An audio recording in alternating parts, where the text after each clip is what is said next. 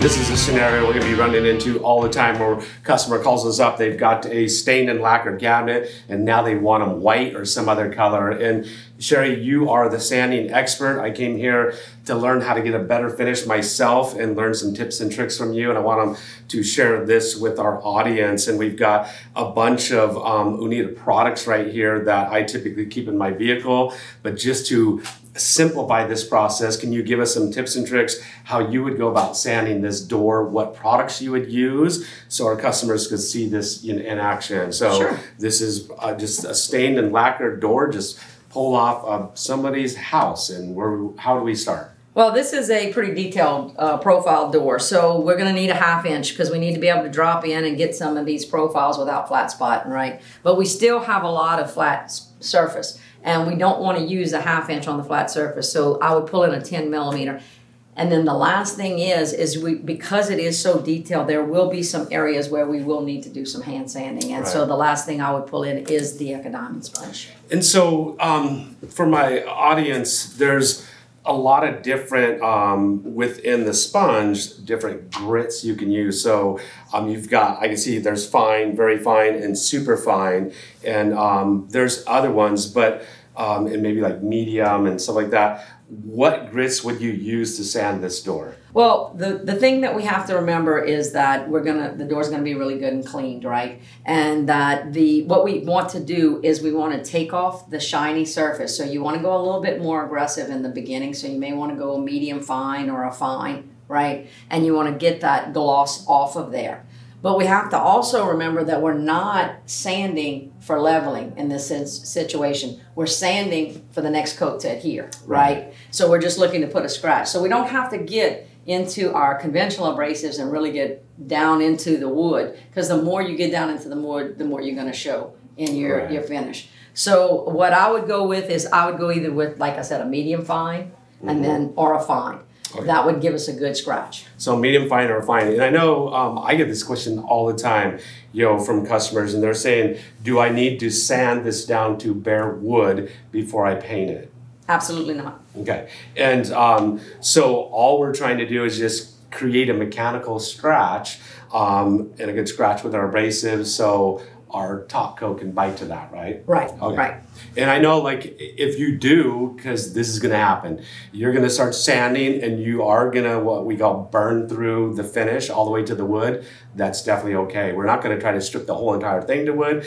If you do burn through the wood on some areas, we're just going to prime those before we actually top coat them, or you're going to be priming the whole door itself. And a lot of it, this is getting into coatings and what coatings you're using and stuff. But typically, if you're getting into bare wood, it's going to be you're going to need to prime those areas specifically. So can we just see what it looks like? You're going to start sanding this. What are you going to start with first? You pulled out a 10 millimeter sponge. Right. So this is a 10 millimeter closed sponge, a little bit denser. Right, it's a closed cell, and the reason I use 10 millimeter, and the 5 millimeter in this instance would be fine. Okay. You could use a 5 millimeter, but you want it to either be the 5 or 10 because you want the denser foam properties, the closed cell foam. And the reason being is because you want it to actually grip. You don't want that deep recession of the grain, right?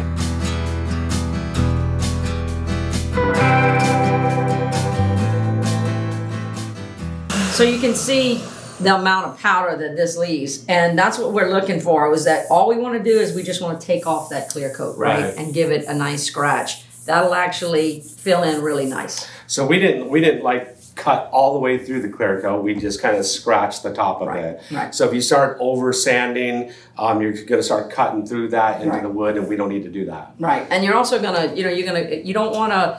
The least amount you cut through on these edges and into your stain, the better it is, because that's going to show up in your paint. Right. And so you started off with the 10 millimeter closed cell sponge on your flat surfaces, then you'll switch over to a different sponge now? Yeah, I'll go in with the 1/2 inch sponge, and the reason being is because I do have a lot of pillow topping in here. I got a lot of profile that'll need to be sanded. So I can turn this in. That's the nice thing about the 3x4. Again, I've talked about it before. I always offset a little bit. Yeah, I do that a lot.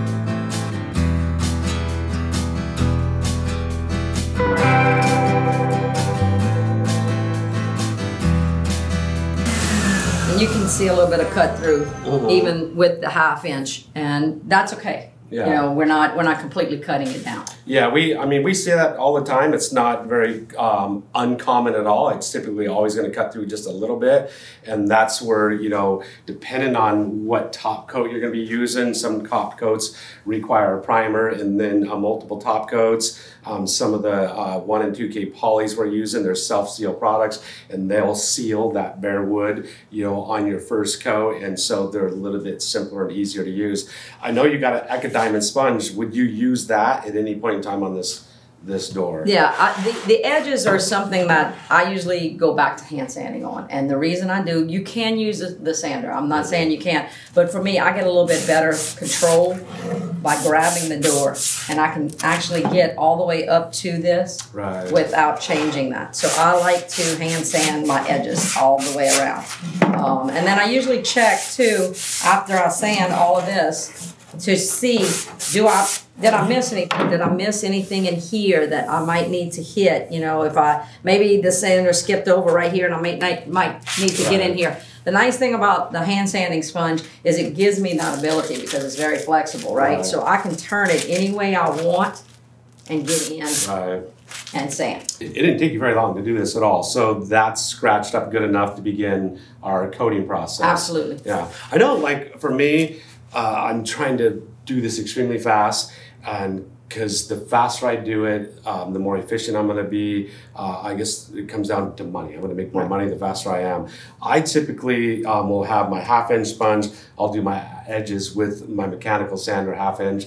Is that wrong to do, or is that okay? No, I just prefer. I feel like I get a better sand, and I got more control on the edges with the hand sponge. Yeah, and I take like I always have Ecodiamond sponges. I have a couple other your guys' sponges used. We always keep them on the job site too. I usually have an inspection table with an inspection light. I saw you adjusted the sponge. I like to adjust the sponge a lot of times like this to get it down in the corners. That's okay to do too. Okay, nothing wrong with that. So I believe we're like ready to dust and recoat, right? Right. Okay, and so we are going to recoat now. I'm going to spray on whatever type of top coat it is. I like using 2K polys, so like catalyzed polyurethane. I'm going to spray it on, first coat. An hour later, I'm going to sand in between coats. What would I sand with in between coats? Generally, most people will step up a grid, right? I kind of go between. Sometimes I'll step up. It depends on the thickness of your primer also, like on your coating. How thick of a layer you lay down. If you're laying it on very thick, then I'm going to stay with the same grit. But if it's a thinner layer, then I might step up and go, you know, very fine here on primer. On the flat surface, same thing. I'm going to go very fine. I'm always going to match these two because I want that scratch to match. And then on the Ecodiamond, I'll step up to the 180. Okay. So that's a really good point you just brought up. So we have a 1/2 inch sponge. We have a 10 millimeter sponge. You're saying you want to match. So if I'm using very fine on one, I want to use very fine on the other. So that's good to know because sometimes I haven't paid attention to that as much. So and because you said the scratch, you want the scratch to match. You want to match the scratch. To match the scratch or scratch to match.